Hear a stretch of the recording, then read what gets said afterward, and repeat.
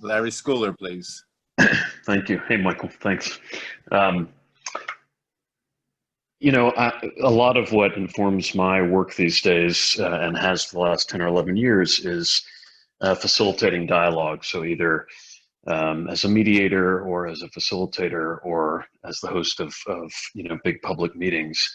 My work is around, enabling people of differing perspectives to have meaningful conversations, sometimes with an aim towards finding consensus. And so some of the conversation earlier tonight that had to do with, potentially interfaith exchanges, as well as, just conversations across different, populations is very important to me. But something that may feel like an elephant in the room that I just want to call out is, I tend to stereotype folks in this sort of social justice tradition as being of a particular political persuasion, and I am of that persuasion. And so I just think it's really important that we find ways for, whether it be conservatives or Republicans or people who identify with the right, or the far right or libertarians or what have you, that we be in conversation. And the last thing I'll say is just that I am working on a Truth and Reconciliation Commission for America that would examine, public safety and the way we protect the public and the way we maintain our safety. And critical to that endeavor is having all the voices at the table, meaning that it's not just going to be a long effort to demonize anybody, but instead to, create safe space for dialogue with public safety professionals and those who desperately want it to be reformed or revolutionized. So that's kind of what's informing some of my participation and interest in this. And thanks to Rabbi Liebling for a great session. Michael Evers. Hey. Thanks, Elliot. So I also have a question, Rabbi, and it's one that's been kind of hot on my fingers recently, which is like, I read this summation examining the Bend the Arc ad in the Times from Jewish Philosophy Place with, I think his name's Zachary Breitman or something. He's like a professor at Syracuse or whatever. And he says, what's different about the Bend the Arc statement versus like the other Jewish organizations? And he's like, why was it that Bend the Arc knows what they're doing? And I'm also thinking about this like story that appeared, I think, in the Washington Post about the GW professor who like pretended to be Latina for like decades and she was Jewish or whatever. And Rav Aryeh Bernstein in Chicago had posted something on his Facebook status that was from a Jewish studies professor at Kansas, Sam Brody, where he basically said, I heard this story and I thought to myself, James Baldwin was right about whiteness and what it does. And I'm thinking about it and I'm like doing this analysis because I used to live in Detroit and like in predominantly Black cities and like did a lot of work in like community organizing and stuff. And I'm really curious, and this is kind of an open question, but has history actually passed us by as Jews in terms of like what we come to in terms of our organizing efforts? Like, do we come as Jews? And what does that mean and what does that look like? Or are we more coming in as Americans? And like, what does that mean? And what's the cost?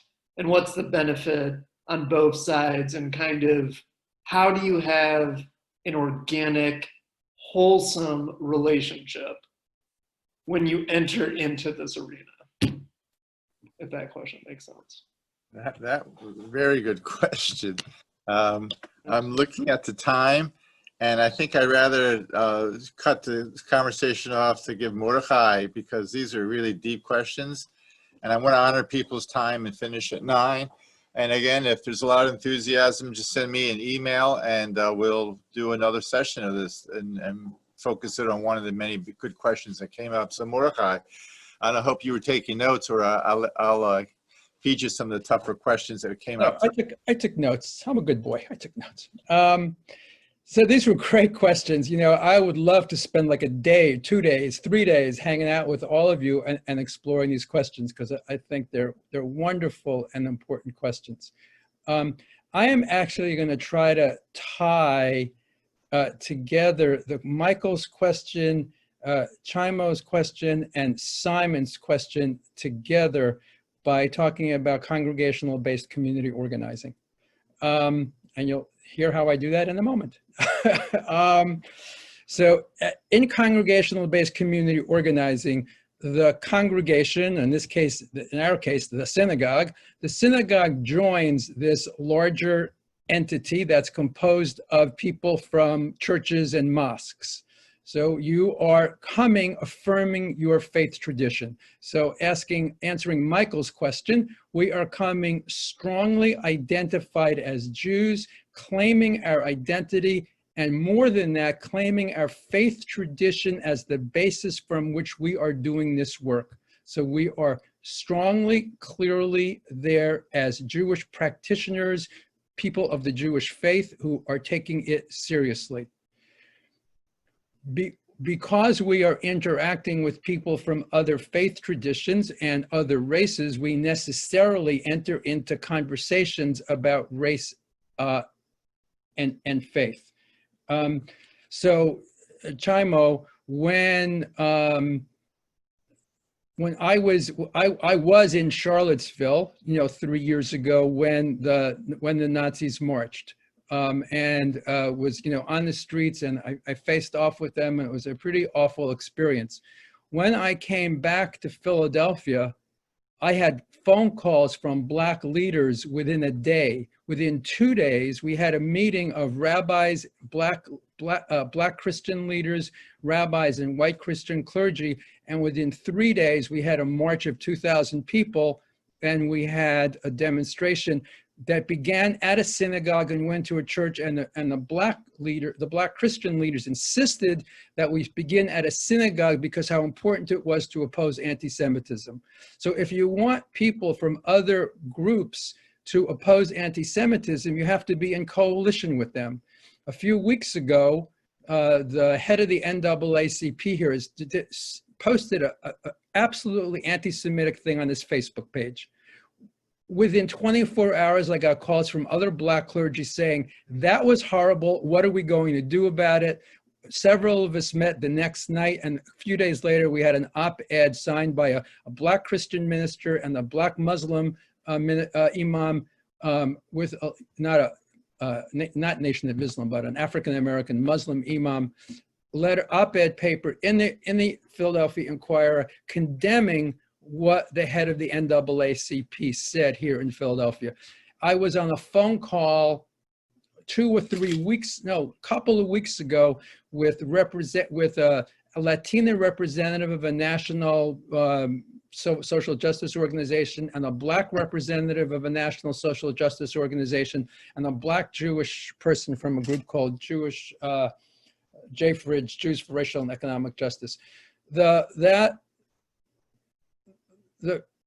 people, the Black woman and the Latina, spoke powerfully about the need to oppose anti-Semitism, and how they understood how anti-Semitism completely is intertwined with racism and other forms of oppression.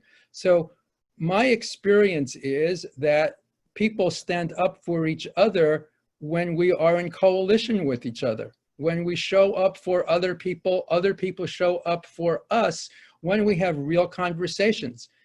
I've shared the trauma of my parents being Holocaust survivors, and that's why I went to Charlottesville. And people heard that.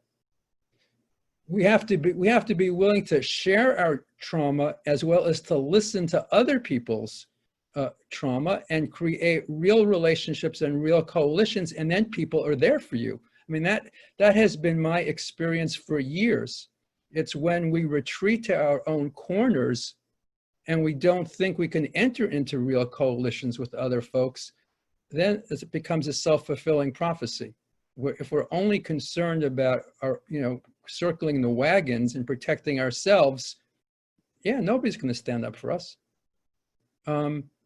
So when we walk the walk, when we show up, when we enter into dialogue, it's been my experience that people show up for me and people show up for us, and the way that's been most true in my life, and certainly in the last 10 years or so, is through faith-based community organizing. And there's the largest faith-based organizing group in the country is called Faith in Action. It has groups in 30, 40 cities around the country. So it has, several thousand or more churches and synagogues and mosques involved with it.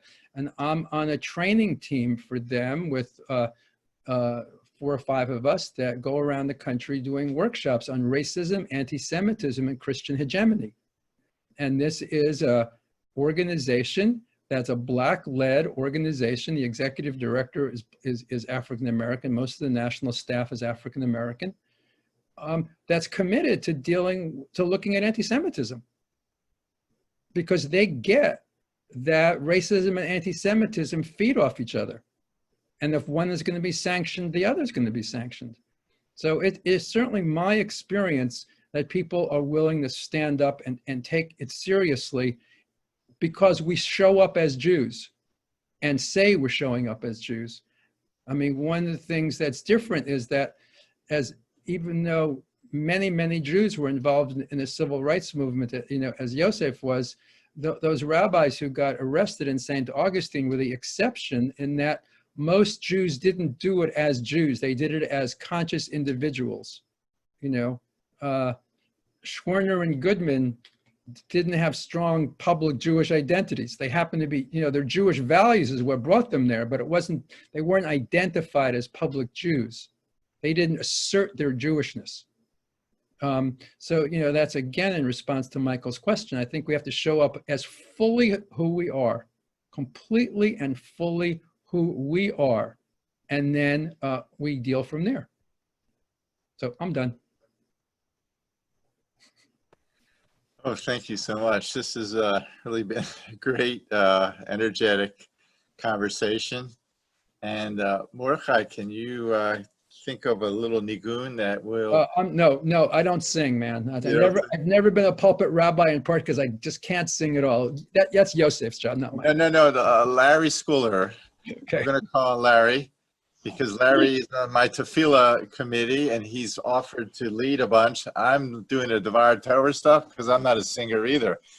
But Larry, in the last minute, we want to go out floating. I mean, we want to take all this energy of heartfelt, things that are in front of our face that get our blood fired up, and then our compassion that wants us to sort of embrace each other. So that's the nigun we want you to hit us with no notice. Here you go. I